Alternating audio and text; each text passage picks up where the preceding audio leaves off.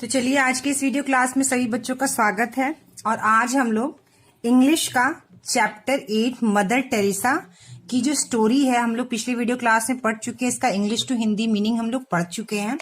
आज हम लोग इसका क्वेश्चन आंसर करने वाले हैं। ठीक है बच्चों, आज हम लोग इसका क्वेश्चन आंसर करने वाले हैं। तो चलिए शुरू करते हैं हम लोग इसका क्वेश्चन आंसर। तो देखिए बच्चों, यहाँ पर पहला जो इसका क्वेश्चन है B.1.1, ठीक है, थिंक एंड टेल, सोचिए और बताइए। Answer each of the following questions in one word. ठीक है, कह रहा है कि उत्तर दीजिए जो निम्नलिखित नीचे दिए गए हैं प्रश्नों के शब्दों, एक शब्द में। आप एक सेंटेंस में भी इसका उत्तर दे सकते हैं और एक शब्द में भी दे सकते हैं। पहला, दूसरा, तीसरा, चौथा। ठीक है, तो when was Mother Teresa born, मतलब मदर टेरेसा का जन्म कब हुआ था। ठीक है बच्चों, मदर टेरेसा का जन्म कब हुआ था। तो इसका उत्तर क्या है बच्चों, देखिए इसका उत्तर है Mother Teresa was born on 26 August 1910 में।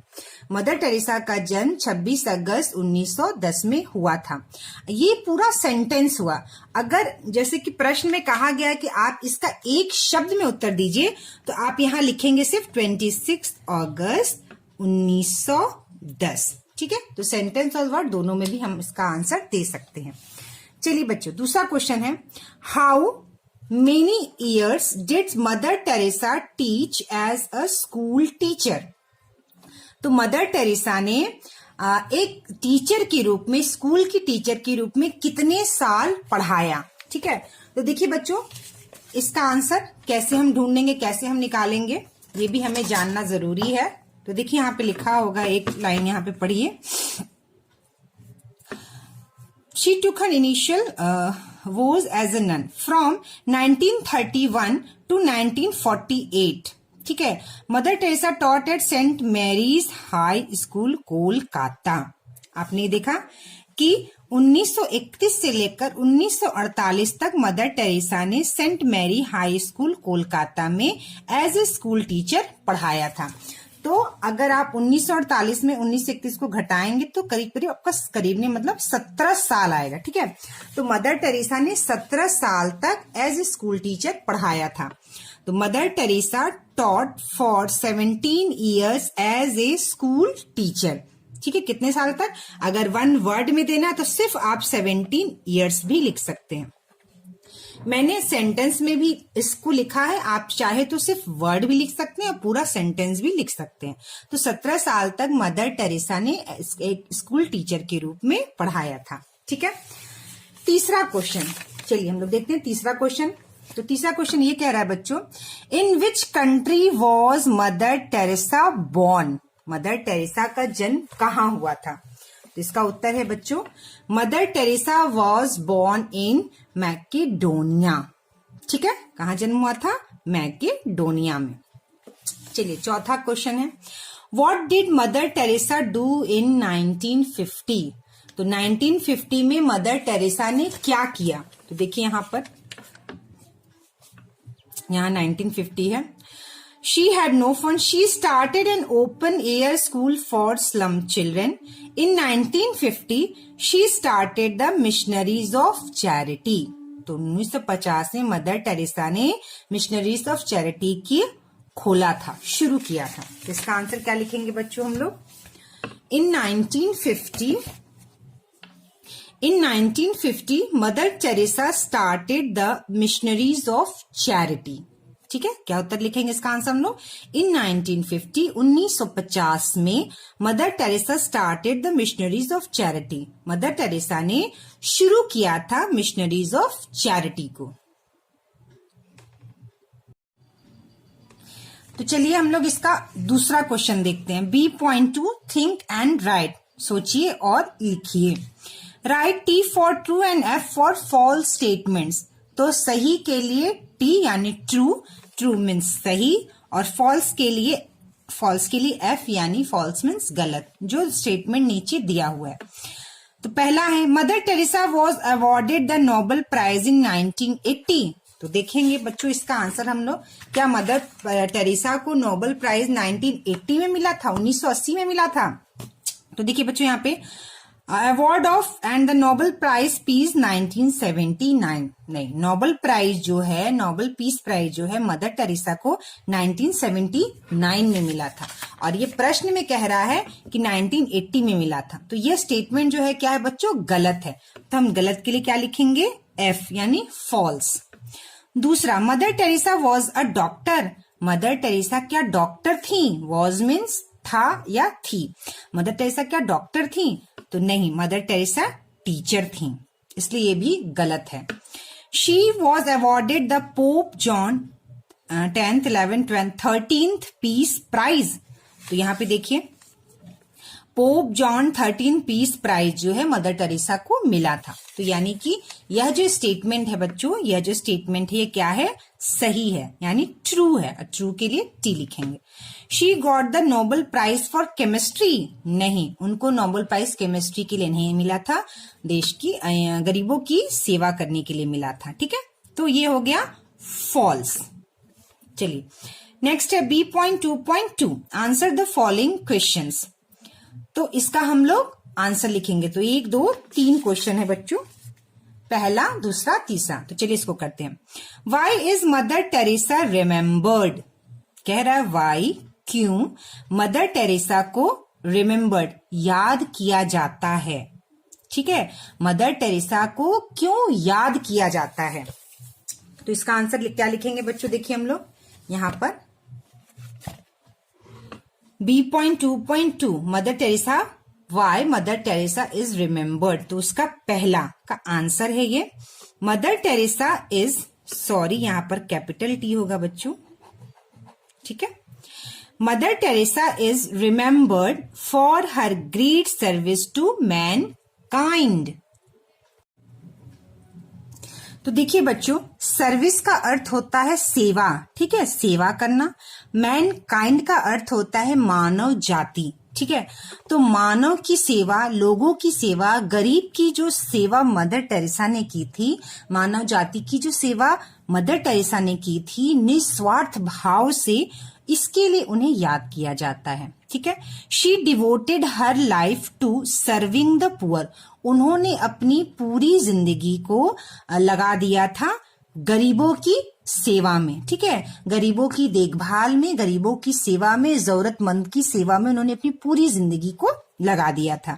Of all the religions in India, और किसी एक धर्म के लोगों की उन्होंने सेवा नहीं की थी, यानी भारत में जितने भी धर्म थे, जितनी भी जाति थी, किसी भी जाति का हो आदमी या लोग, किसी भी धर्म के हो, उन्होंने निस्वार्थ भाव से लोगों की सेवा की थी, उनके दुखों को समझा था और निस्वार्थ भाव से उनको मदद की थी, इसलिए मदर टेरेसा को याद किया जाता है, ठीक है। तो इसका आंसर हम लोग ये लिखेंगे।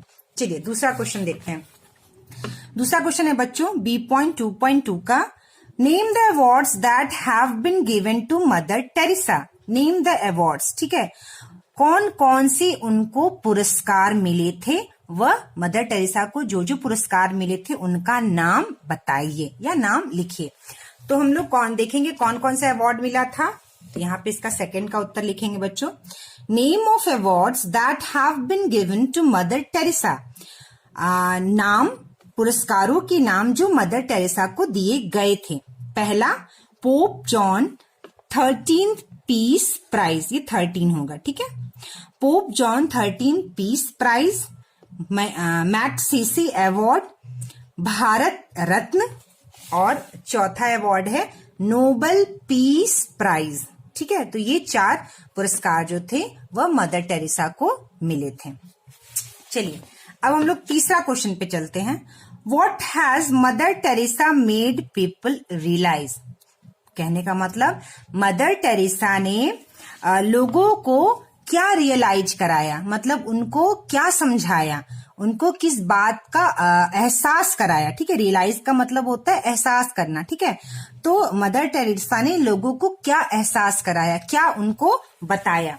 तो इसका आंसर बच्चों हम लोग लिखेंगे, Mother Teresa has made people realise that people should feel sympathy for the poor and to help them. तो मदर टेरेसा को देखकर और मदर टेरेसा ने लोगों को यह रियलाइज कराया कि हमें लोगों के प्रति सिंपैथी यानी कि सहानुभूति, सिंपैथी का अर्थ होता है बच्चों सहानुभूति, कि हमें लोगों के प्रति, गरीबों के प्रति, जो जरूरतमंद है उनके प्रति सहानुभूति होनी चाहिए, फॉर द पुअर, गरीबों के लिए, और टू हेल्प देम, और हमें उनकी मदद करनी चाहिए। देखिए मदर टेरेसा ने सबका, बहुत लोगों की सेवा की थी, निस्वार्थ भाव से सेवा की थी, और उन्होंने यही मैसेज, यही संदेश लोगों को दिया था, बताया था, समझाया था कि किस तरह से हमें गरीबों के साथ सहानुभूति होनी चाहिए और हमें उनकी मदद करनी चाहिए। ठीक है, चलिए अब हम लोग तीसरे क्वेश्चन की तरफ बढ़ते हैं। यहाँ पे देखिए B.2.3 question. Arrange the following jumble words in proper order to make them meaningful sentences. One has been done for you.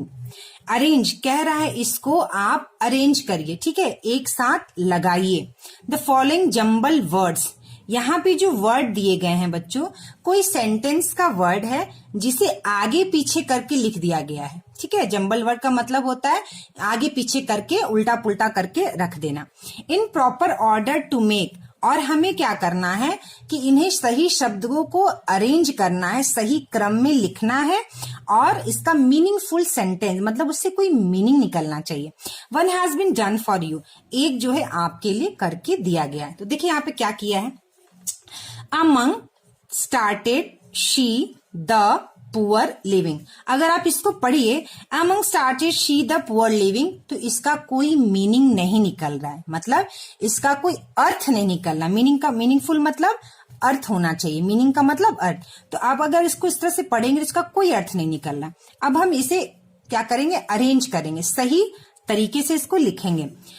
तो शी, देखिए शी, फिर स्टार्टेड है, फिर यहां से लिविंग, फिर यहां से अमंग, फिर द, और लास्ट में पुअर।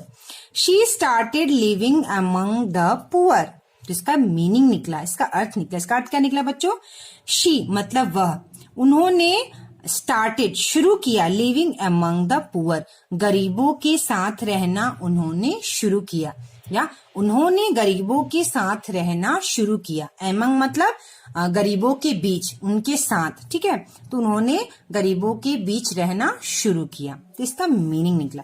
वैसे ही हमें चारों क्वेश्चन को करना है।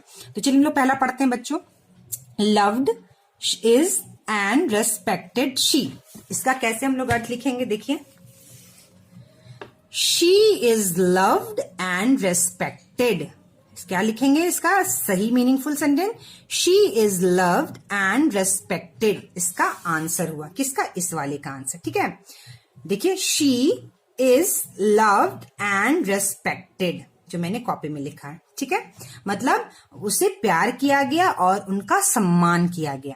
दूसरा, service symbol mother Teresa become has a of, तो इसका क्या लिखेंगे बच्चों, इसको नंबर 1 दीजिए, मदर टेरेसा पहला, ठीक है, मदर टेरेसा, ये इसको लिखिए दूसरे नंबर पे, हैज, ठीक है, मदर टेरेसा हैज बिकम तीसरा, ए चौथा, ठीक है, सिंबल पांचवा, सिंबल ऑफ छठा, और सर्विस को 7, ठीक है।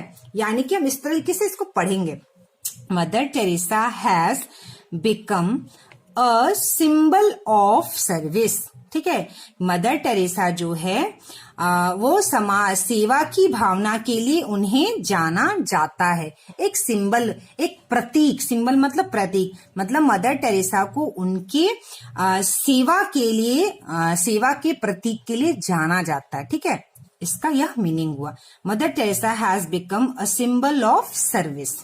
चलिए तीसरा, lepers Mother Teresa some started has for centres, इसका क्या लिखेंगे हम, मदर टेरेसा हैज स्टार्टेड, ठीक है, सम सेंटर्स फॉर लेपर्स, क्या लिखेंगे बच्चों, Mother Teresa has started some centres for lepers.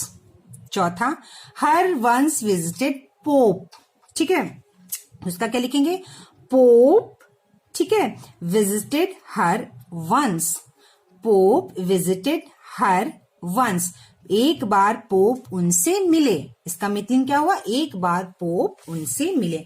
तो इन चारों का जो मीनिंगफुल सेंटेंस है, देखिए मैंने यहाँ लिखा है, चारों का जो मीनिंगफुल सेंटेंस है मैंने यहाँ लिखा है।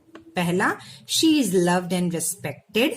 दूसरा, Mother Teresa has become a symbol of service. तीसरा है, Mother Teresa has started some centres for lepers. Lepers का अर्थ होता है मतलब कुष्ठ रोगी। कहते हैं ना कुष्ठ की बीमारी हो जाती है, तो लेपर्स किसे कहते हैं, कुष्ठ रोगी को। Pope visited her once. Pope visited her once. ठीक है, ये चारों इस तरह मीनिंगफुल सेंटेंस हम इस तरह से इसको लिखेंगे। चलिए बच्चों, अब है यहां पर देखिए, तो अब ये क्वेश्चन है आपका next C.1, match words in column A with their meanings in column B. तो कॉलम ए में कुछ वर्ड दिया गया है, कॉलम बी में इसका मीनिंग दिया गया है, लेकिन यह एक दूसरे के सामने नहीं लिखा हुआ, हमें से मैच करना, मिलाना है। तो चलिए, मिशन, ठीक है, मिशन का अर्थ क्या होता है, स्लम, डीटी, लेपर, पेशेंट। तो देखिए, स्लम, डीटी, लेपर, पेशेंट। मिशन का अर्थ क्या होता है बच्चों, slum, an area of a city where houses are dirty. तो आप इसको इससे मिला दीजिए, पहले हम इसको मिलाएंगे।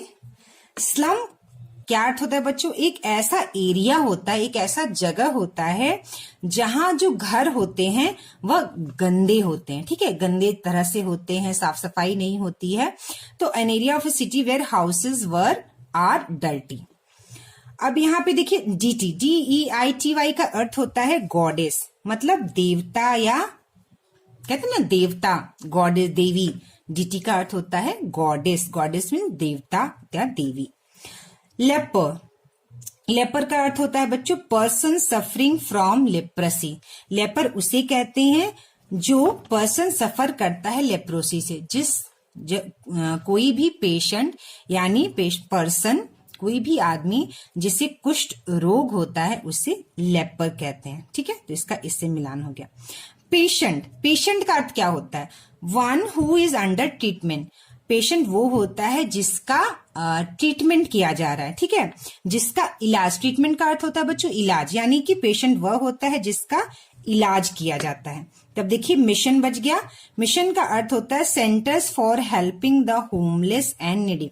तो मिशन का अर्थ होता है ऐसी जगह, ऐसे सेंटर्स जहां होमलेस एंड नीडी, जिनका कोई घर नहीं होता है, होमलेस मतलब जिनका कोई घर नहीं होता है, एंड नीडी, नीडी मतलब जरूरतमंद, नीडी मतलब जिसे किसी चीज की जरूरत होती है। तो ऐसे सेंटर जिनका कोई घर नहीं होता है, जिनकी जरूरत होती है, वहां पे रहते हैं, उनको मदद की जाती है, उसे क्या कहते हैं बच्चों, मिशन। ठीक है, तो ये हो गया आपका क्वेश्चन। अब आइए नेक्स्ट, तो हमारा नेक्स्ट क्वेश्चन है C.2, correct the spellings of the following words. तो यहां पर जो निम्न, फॉलोइंग का अर्थ होता है बच्चों निम्नलिखित, निम्नलिखित का नीचे जो लिखा हुआ है। ठीक है, तो निम्नलिखित वर्ड्स, शब्द जो है वो गलत है, इनको आप करेक्ट करिए यानी सही करिए। किसे, स्पेलिंग्स को। तो देखिए यहाँ पे तंजेनिया, लिवलिंग, मिशन, नोबेल प्राइज, हैप्पीली। तो इसका शब्द हम लोग इसका सही करेंगे जो गलत लिखा हुआ है। तो देखिए, जो गलत शब्द है TANGANIA, तो जी नहीं होता है बच्चों, क्या होता है, जेड होता है। TANZANIA, तंजेनिया। ठीक है, क्या होता है बच्चों, तंजेनिया। ठीक है, अब है आपका LIVING, ये गलत है, इसका स्पेलिंग जो सही होता है लिविंग होता है, LIVING, लिविंग। ठीक है, MISSIAN, मिशन, मिशन नहीं होता है, MISSION होता है। ठीक है, AN नहीं होता है, ON होता है, मिशन। नोबेल प्राइज, नोबेल की स्पेलिंग सही है, PRISE लिखा है, तो SE नहीं होता है, ZE होता है, नोबेल प्राइज। ठीक है, शांति पुरस्कार, नोबेल प्राइज को क्या कहते हैं, शांति पुरस्कार। हैप्पीली, हैप्पीली का यह जो स्पेलिंग है गलत है, HAPILY नहीं होता है, HAPPILY होता है, हैप्पीली। ठीक है, ये हो गया आपका क्वेश्चन।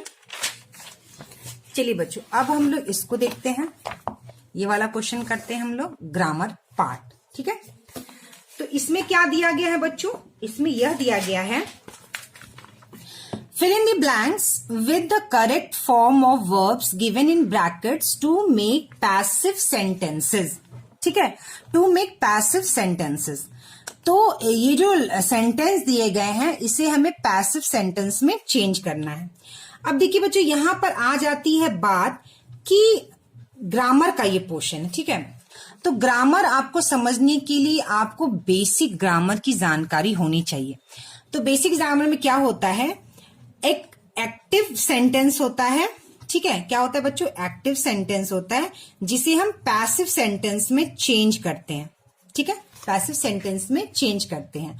तो जैसे यहां पर आप देखिए, एग्जाम्पल के तौर पे मैं आपको समझा रही हूं। यहां पे जैसे लिखा हुआ है मदर टेरेसा, यहां पे डैश है और लव है। ठीक है, तो इसका पैसिव सेंटेंस जो हुआ, मदर टेरेसा इज लव्ड।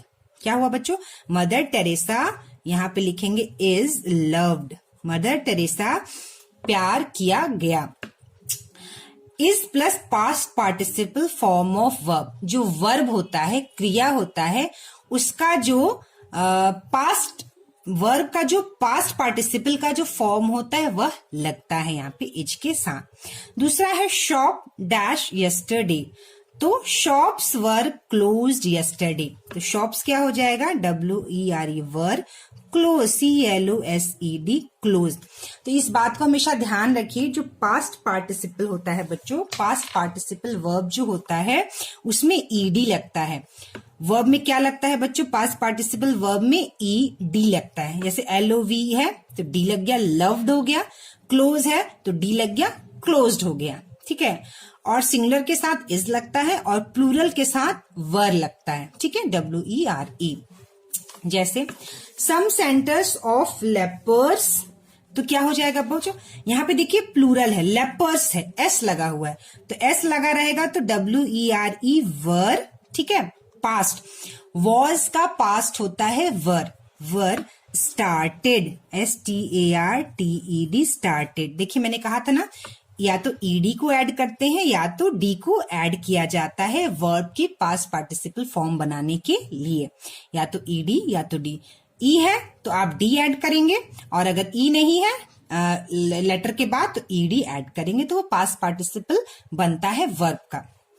जैसे अरुण, ठीक है, अरुण, अरुण है was taught by Rajkumar, Arun was TAUGHT taught. ठीक है, तो टीच का वर्ब जो होता है, पास्ट पार्टिसिपल जो होता है वह टॉट होता है। ठीक है, टीच का क्या होता है बच्चों, टॉट होता है।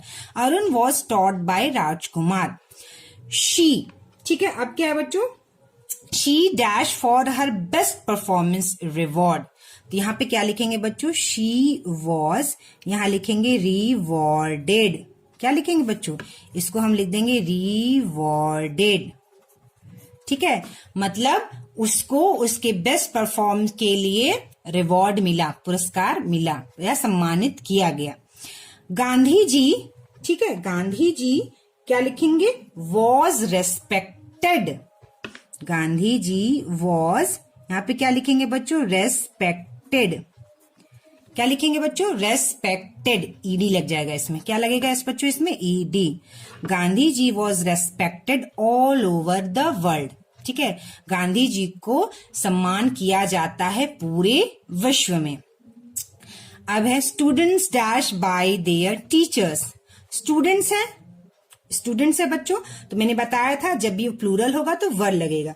Students were guided, GUIDED, students were guided by there teachers. Next है थीव्स वर कैच्ड या कॉट, कैच्ड नहीं सॉरी कॉट। ठीक है, तो thieves were caught, CAUGHT, thieves were caught yesterday, चोरों को कल पकड़ा गया। ठीक है, फिर है अ स्टोरी वॉज, राइट का हो जाता है बच्चों written, a story was written, a story was written by Shweta. ठीक है, श्वेता। फिर नेक्स्ट है अ पिक्चर, ठीक है, ए पिक्चर वॉज पेंट, तो क्या हो जाएगा painted. A picture was painted by Puja, write का क्या हो जाता है रिटन, ठीक है। कैच का क्या हो जाता है कॉट, ठीक है। गाइड का गाइडेड, गाइड का क्या हो जाता है बच्चों गाइडेड, ठीक है। तो वर्ब के 3 फॉर्म होते हैं जो हमें पढ़ने होते हैं ग्रामर में, उस बेसिस पे ये ग्रामर का पोर्शन दिया हुआ है। चलिए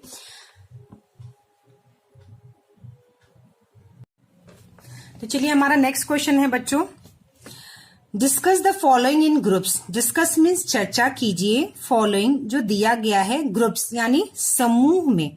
तो क्या हमें चर्चा करनी है, action speaks louder than words. Action जो है, एक्शन का अर्थ होता है बच्चों जो काम हम करते हैं वह एक्शन होता है। स्पीक्स मतलब बोलता है, लाउडर मतलब ज्यादा तेज, लाउडर मतलब ज्यादा तेज, देन वर्ड्स शब्दों से ज्यादा। तो हमारा काम जो है वह हमारे शब्दों से ज्यादा तेज बोलता है। कहने का अर्थ ये होता है बच्चों कि जो हम बोलते हैं अपने मुंह से, जो शब्द बोलते हैं उससे कहीं ज्यादा ऊंचा आवाज जो है वह होता है एक्शन का, यानी हमारे कर्म का, यानी हमारे काम का। तो इसी की चर्चा हमें करनी है, ठीक है। तो एक्शन का क्या अर्थ होता है कि जो काम हम करते हैं उसे एक्शन कहते हैं, और जो हम कहते हैं, जो हम बोलते हैं, जो हम बताते हैं वह शब्द होते हैं, ठीक है। तो action is defined as the work which we do and is visible to everyone. मतलब काम जो हम करते हैं वह सबको दिखाई देता है, ठीक है, सबको दिखता है, और हमारे शब्द जो है सिर्फ हम उसे सुनते हैं, ठीक है।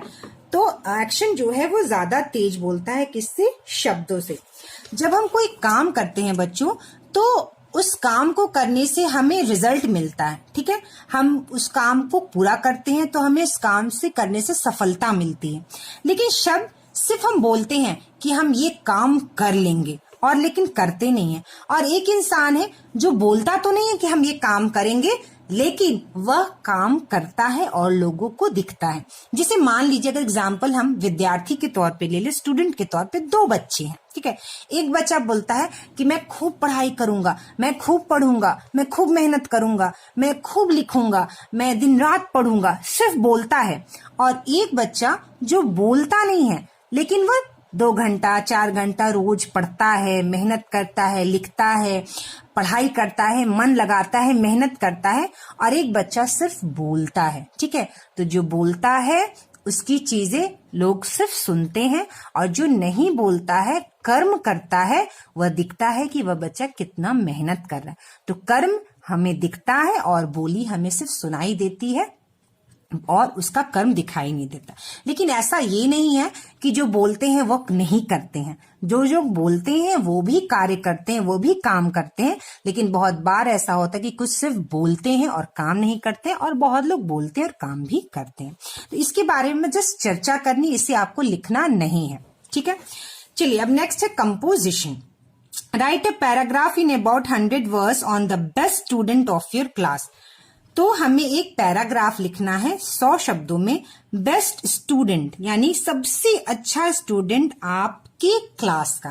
तो आपकी क्लास का सबसे अच्छा स्टूडेंट पे आपको पैराग्राफ लिखना है। तो ये आपके कक्षा में जो स्टूडेंट आपको सबसे अच्छा लगता हो, आपको नहीं, जो पूरे क्लास का सबसे अच्छा बच्चा हो। और किसी भी क्लास का सबसे अच्छा बच्चा वो होता है जो पढ़ता हो, पढ़ाई करता हो, जो अपने टीचर का कहा मानता हो, जो अपने पेरेंट्स का, गार्जियन का रेस्पेक्ट करता हो, सम्मान करता हो, वह बच्चा अच्छा होता है। तो इसके लिए हम लोग लिख सकते हैं, इसमें आप लोग पैराग्राफ क्या लिख सकते हैं। तो सब बच्चे के अपने अपने कक्षा में अलग अलग क्लासमेट होंगे तो वो अपने हिसाब से लिख सकते हैं। एक जनरल जो मैंने लिखा है कि अगर इस तरह का आएगा तो आप क्या लिखेंगे। The best student of my class is Rahul Kumar, ठीक है। यहाँ पे आप कोई भी लड़की का नाम या लड़के का नाम दे सकते हैं। तो जो best student of my class is Rahul Kumar, मेरे क्लास का सबसे बेस्ट स्टूडेंट राहुल कुमार है। He is very good in studies, वह पढ़ाई में बहुत अच्छा है। He is very punctual and comes school at time, वह समय का, पंक्चुअल मतलब समय का बहुत पाबंद है और स्कूल समय पर आता है।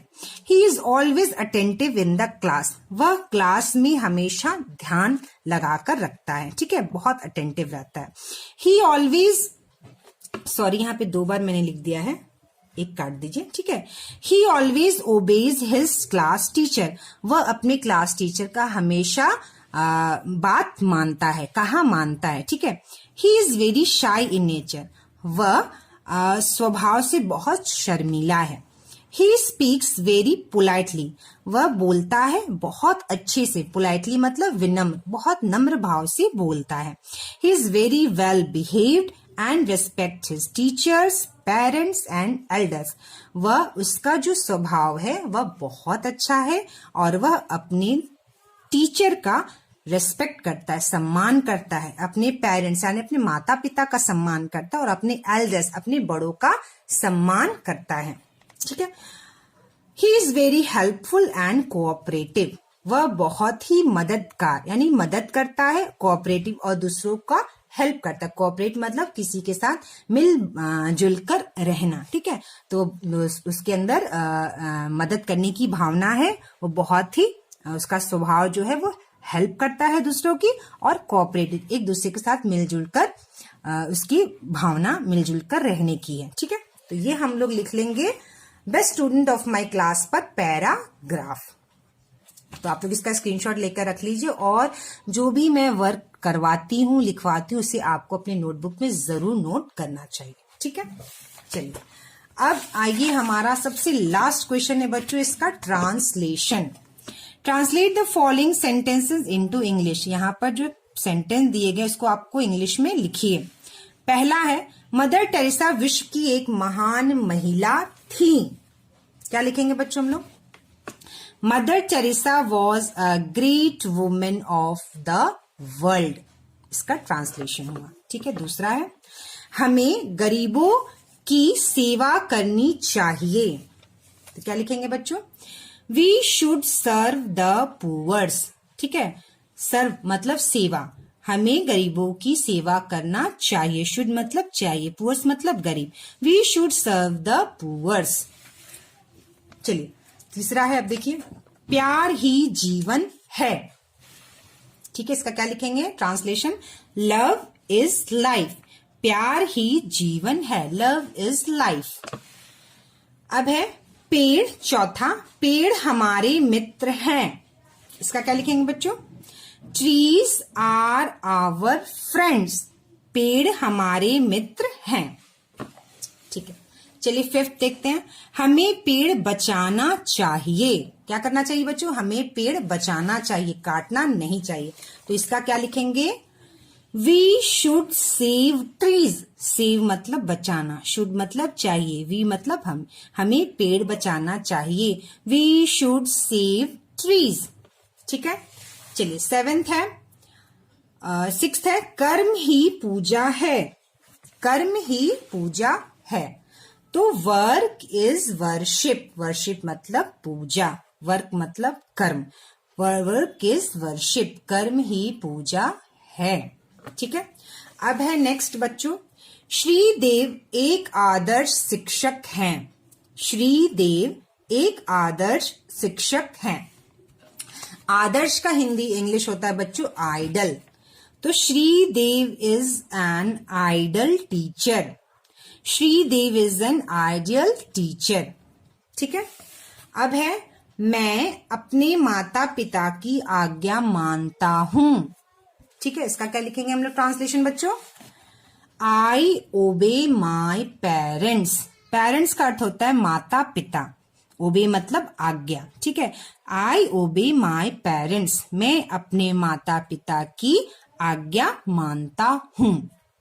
चलिए तो ये हमारा इंग्लिश का खत्म हुआ यहाँ पर लेसन 8। नेक्स्ट है हमारा दीज सिंपल थिंग्स लेसन 9, जो नेक्स्ट वीडियो क्लास में हम लोग पढ़ेंगे।